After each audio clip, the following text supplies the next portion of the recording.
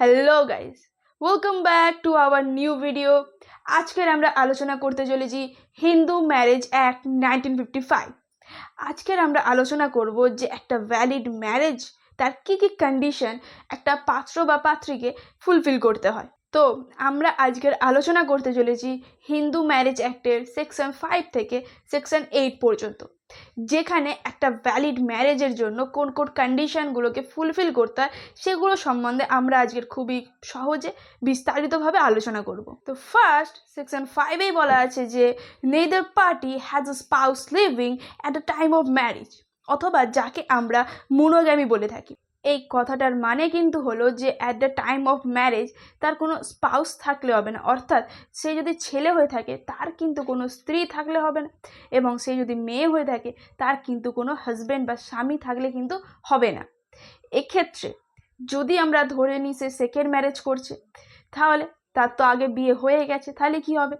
এখানে কিন্তু তার আগের বিয়েটা অবশ্যই ডিসলভ হয়ে যেতে হবে, লাইক তার হাজব্যান্ড বা ওয়াইফের সাথে তার ডাইভোর্স হয়ে গেছে, তবেই কিন্তু সে সেকেন্ড ম্যারেজ করতে পারবে। তো আমাদের নেক্সট পয়েন্টটা কিন্তু হলো সেকশন 5 ক্লজ 2, যেখানে বলা আছে যে পার্সনটা ম্যারেজ করছে বা বিয়ে করছে সে ছেলে বা মেয়ে, তাকে কিন্তু অলওয়েজ সাউন্ড মাইন্ড হতে হবে। এক্ষেত্রে যেমন পাত্র বা পাত্রী যদি ইনস্যানিটির শিকার হয় বা she or he suffering from some mental disorder, তাহলে কিন্তু তারা ভ্যালিড কনসেন্ট দিতে ব্যর্থ হবে এবং বিবাহটা কিন্তু ভয়েড হয়ে যাবে। নেক্সট পয়েন্টটা কিন্তু হলো সেকশন 5-এর ক্লজ 3, যেখানে এজ বা বয়স নিয়ে বলা আছে। তোমরা সবাই জানো যে বিবাহের ক্ষেত্রে কিন্তু ব্রাইড গ্রুম অর্থাৎ কিনা ছেলের বয়স কিন্তু অবশ্যই 21 বছর হতে হবে, এবং ব্রাইড অর্থাৎ কিনা মেয়ের বয়স কিন্তু অবশ্যই 18+ হতে হবে, অর্থাৎ কিনা 18 বছর। এবারে আমরা আলোচনা করব সেকশন 5 ক্লজ 4 অ্যান্ড ক্লজ 5 দুটো একসঙ্গে, কারণ এই দুটোতেই বলা আছে প্রোহিবিশন রিলেশনশিপের কথা। এই যে রিলেশনশিপের মধ্যে কিন্তু কোনোভাবেই বিবাহ করা যায় না।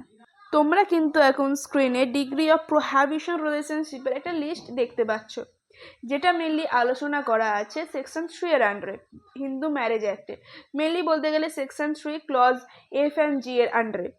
বাট তোমাদের বোঝার সুবিধার জন্য আমি একটা লিস্ট করে দেওয়ার চেষ্টা করেছি। তো এই লিস্টের মধ্যে তোমরা আশা করি বুঝতে পারছো, কিন্তু এর মধ্যেও এমন কিছু কিছু টার্ম আছে যেমন ইউট্রিন ব্লাড বা হাফ ব্লাড, সাবইন্টার রিলেশনশিপ, এগুলো নিয়ে আমরা এখন আলোচনা করব। তো প্রথমেই আমরা বুঝবো যে সাবইন্টার রিলেশনশিপ বলতে কি বোঝানো হয়। তো এটা কিন্তু সেকশন 3-এর আন্ডারে আলোচনা করা আছে হিন্দু ম্যারেজ অ্যাক্টে। তো এখানে সাবইন্টার রিলেশনশিপ বলতে বোঝায় যে বাবার থেকে 5টা প্রজন্ম, অর্থাৎ কিনা বাবা, তার বাবা, তার বাবা, তো এইভাবে কিন্তু 5টা প্রজন্ম, এবং মায়ের দিক থেকে ঠিক সেরকমভাবে 3টে প্রজন্ম, এদের মধ্যে কিন্তু বিবাহ করা নিষেধ আছে। এদের মধ্যে কিন্তু বিবাহটা ভয়েড, কারণ এরা সাবইন্টার রিলেশনশিপের মধ্যে আসে। বুঝে নেবো হাফ ব্লাড। হাফ ব্লাড বলতে কি বোঝানো হয়? তো ধরে নেওয়া যাক রমেশের মা মারা গিয়েছে, রমেশের বাবা আবার বিয়ে করেছে, এবং রমেশের একটা ছোট বোন হয়েছে। তো রমেশ আর রমেশের ছোট বোনের মধ্যে যে সম্পর্ক তাকে কিন্তু আমরা হাফ ব্লাড বলবো। এক্ষেত্রে কিন্তু father same but mother is different. তো এবারে বুঝে নেওয়া যাক ইউট্রিন ব্লাডের কনসেপ্ট। ইউট্রিন ব্লাড বলতে কি বোঝানো হচ্ছে?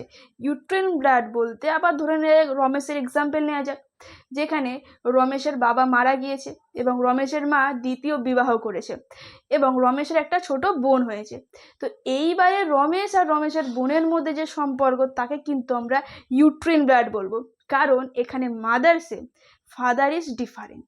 এইগুলোই কিন্তু হলো প্রোহিবিশন রিলেশনশিপ, সাবইন্টার রিলেশনশিপ, হাফ ব্লাড এবং ইউট্রিন ব্লাডের কনসেপ্ট। তো তোমরা যদি এইগুলো নিয়ে বিস্তারিত জানতে চাও তাহলে আমাকে অবশ্যই কমেন্টে জানিও। আমি একটা ভিডিও আনার চেষ্টা করব যেখানে এগুলোকে খুব সহজভাবে এবং বিস্তারিতভাবে আলোচনা করব।